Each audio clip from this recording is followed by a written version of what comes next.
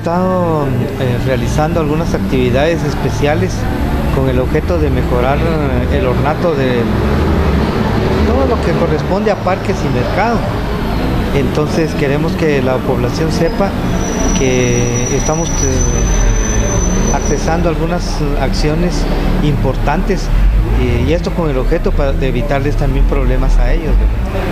Hemos establecido ya, y muchos de los vecinos podrán testimoniarlo, de que en el parque Tecumumán se ha vuelto un basurero. Esto producto de la inconsciencia de muchos de los vecinos que llegan a dejar sus basuras ahí en ese punto. De tal manera que hemos tomado la decisión de sacar supervisores ahí en los parques que van a estar monitoreando y vigilando con el objeto de evitar que personas inescrupulosas puedan depositar sus basuras en ese punto. Esto es exclusivo para comerciantes, no para los hogares.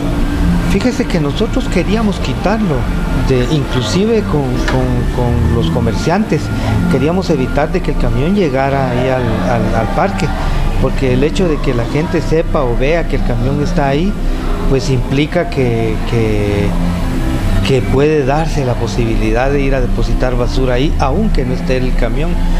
Pero en reunión con las asociaciones acordamos darle un horario pequeño al camión en ese punto, de tal manera que los comerciantes pueden aprovechar para ir a dejar sus basuras ahí, con el objeto primordial de no sobrecargar a los compañeros que hacen limpieza en los mercados, porque los saturan con carga muy grande.